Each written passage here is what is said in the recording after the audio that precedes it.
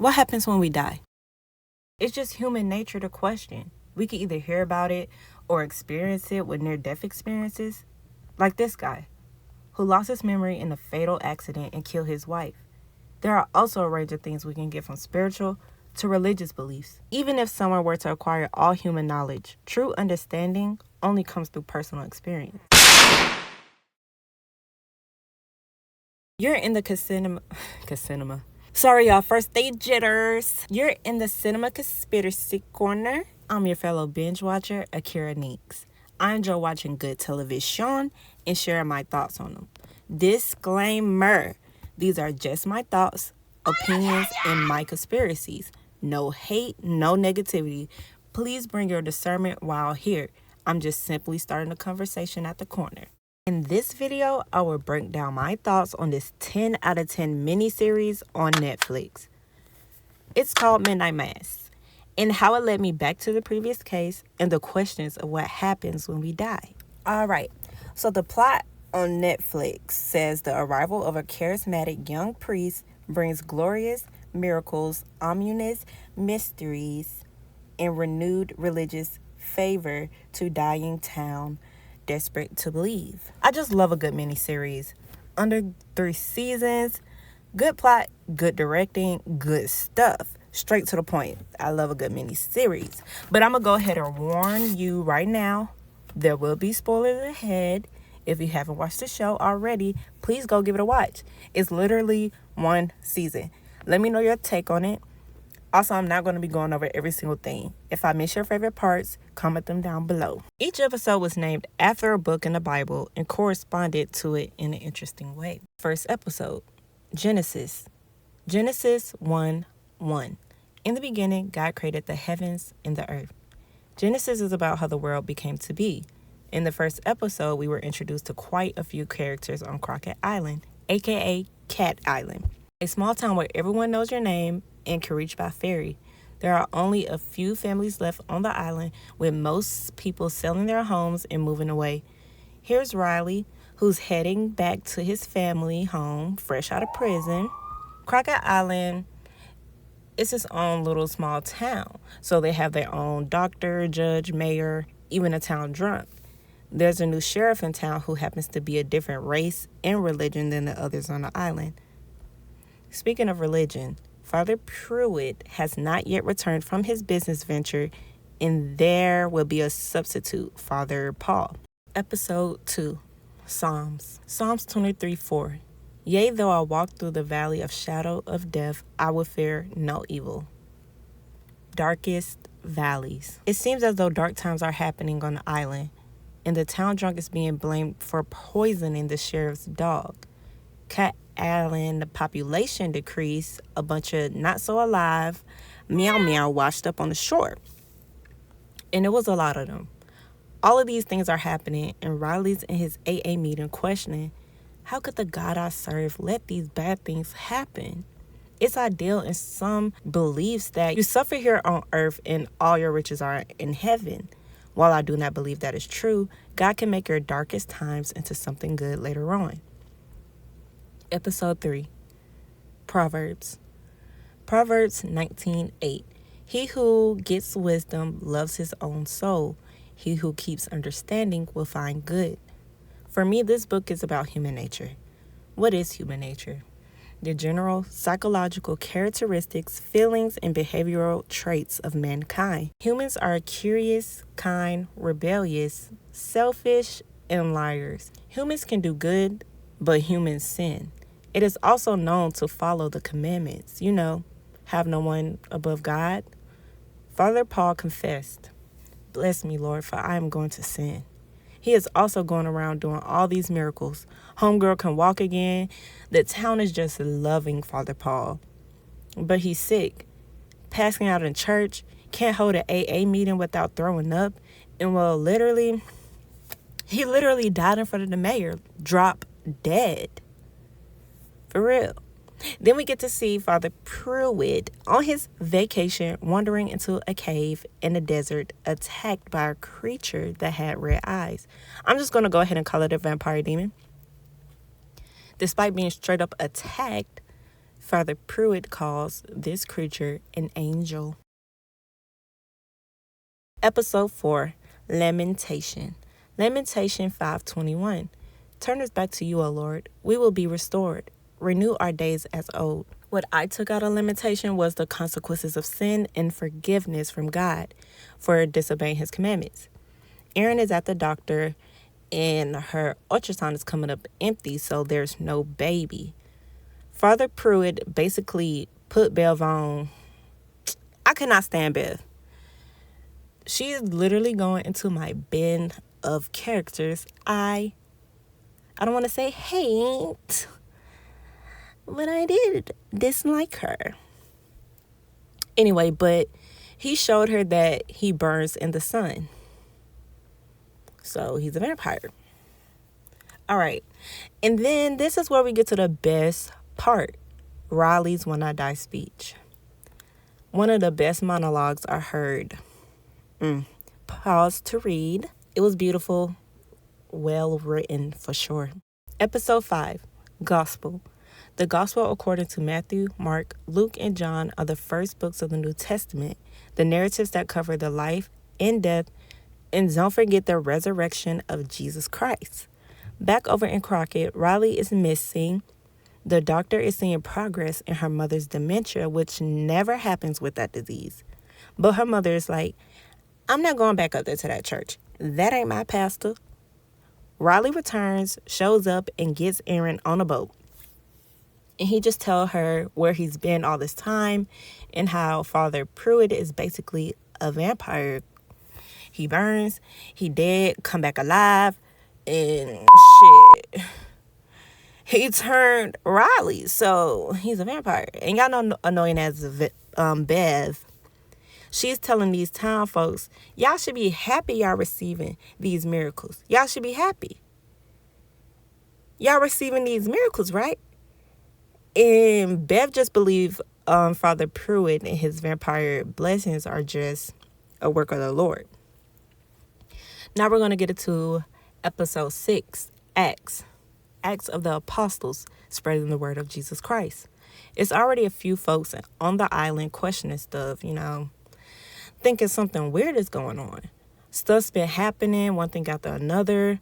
Father Pruitt is basically, well, we know that's Father Pruitt now, right? So he's basically upset that Riley gave up his gift, even to go along with the episode title. Bev tells the story of the apostles and how they poisoned the faith.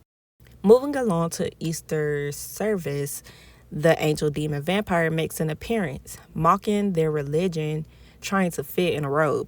Couldn't even button that thing up. Like, you a size too big, and my shit fit. Okay? Anyway, so everyone's in a congregation. Everyone in the congregation is like, what the But Father Pruitt is just like, have no fear. Just have faith and take this gift like I did. I'm young now. But the sheriff and a few more people did not want to participate. Then shit just go crazy. Episode 7, Revelations. Crazy that Revelations was actually the first book in the Bible I completely read through. I just wanted to know how the world ended. What happens when we die? This is the final book of the Bible. Jesus returns. Having faith in the Lord finally pays off. The end of all suffering. Well, everyone on the island perishes except for Riley, Riley's younger brother, and homegirl. Crockett Island population 0. I love how the sheriff stuck to his faith to the end, never converting. And this is also where we get Erin's When I Die monologue. Another banger. Pause to read. She said we are the cosmos dreaming upon itself. Good ending for reals. Let me play a little more of that video and let's get into that real quick.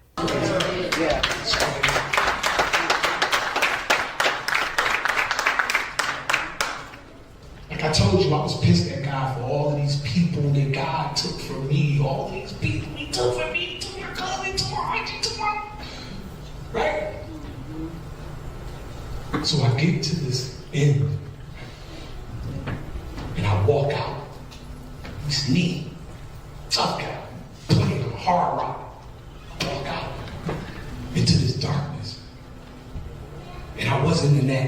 hallway that I was in, this room that I was in was large.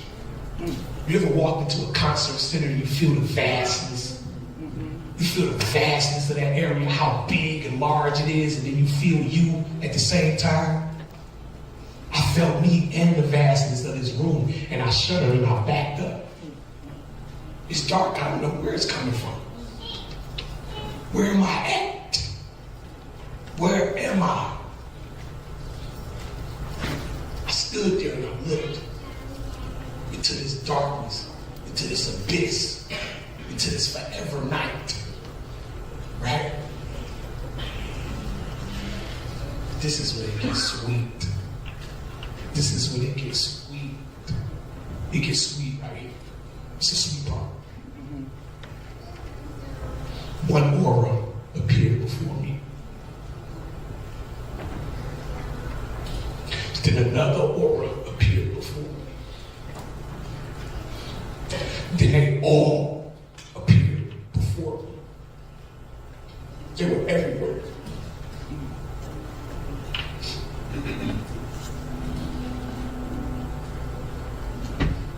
And they were just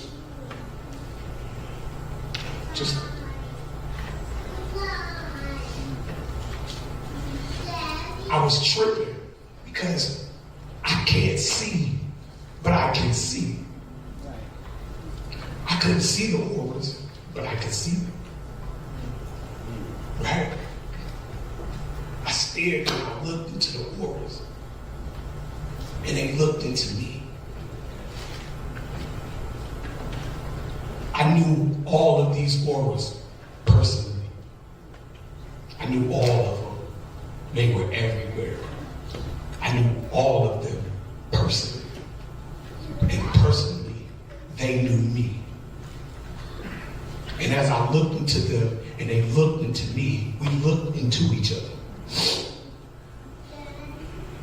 And they told me that they loved me. They told me that they were glad that I was there. They told me that they appreciated how I held them in my heart all this time. These are all the people that I somewhat lost. Right? Because I was mad at God. Me and God had a problem. I told my grandma, I said, wherever I go, if I die heaven or hell, me and God gonna have a talk. You feel me? Whatever mountain I'm standing on before he casts me, whatever, we gonna have a talk about all of this. Be careful what you say when you talk about God. Be careful. Whoa. Yo, I'm telling you, that brazen tough man, he throw bowling balls and knock all the pins down. I told my grandma this. My grandma said, you shouldn't be talking like that. I was like, yeah. Know who I am.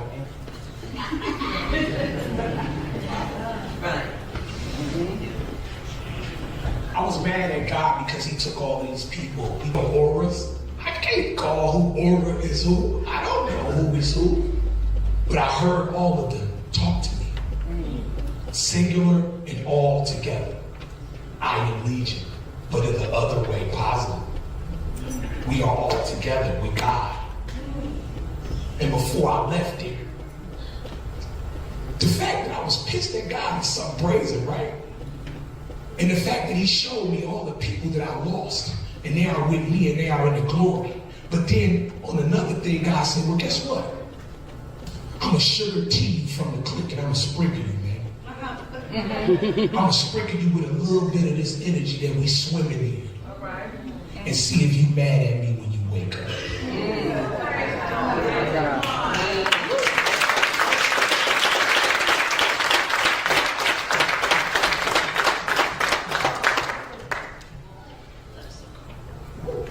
One of the auras was moving for me because I was pulling on things so much because I wanted to see them.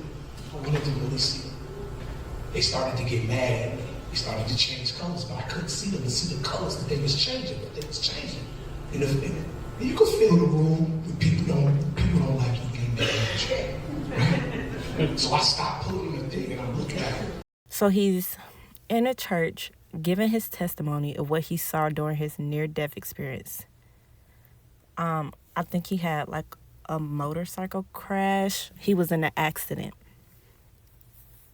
And I'm like, this guy is talking to demons.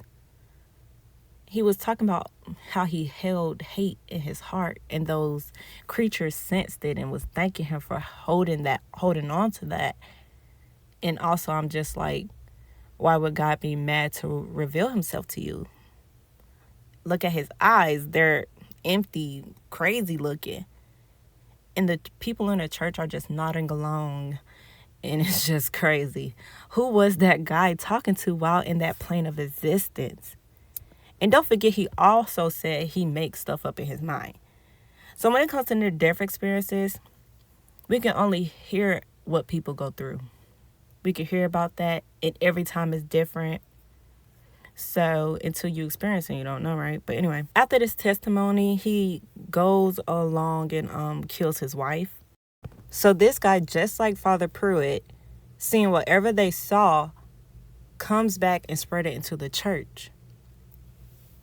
We as humans always searching for what happens when we die, what God looks like. Is God even his name? I mean, after all, it could be Chuck. Hashtag supernatural, okay? At the end of the day, no one knows, man. You truly will not know until it's your turn. God, creator, whatever you go by, he's all within us. Phrasing. No matter how many books or religions I choose to commit to, I still will not know. So while I'm here, I will continue to be better every day and seek more knowledge and experiences. And I don't know, maybe watch some stuff and chat with you all if you want. All right, that's it. That was my little wacky thoughts on Midnight Mass. If you stay to the end, please let me know what you thought about this show and what happens when we die below. I would love to hear your opinions and your conspiracies. Also, here's a link to that guy's case. I ran across it on this YouTube channel. It's called The Family. It has more of his speech and more information about his case.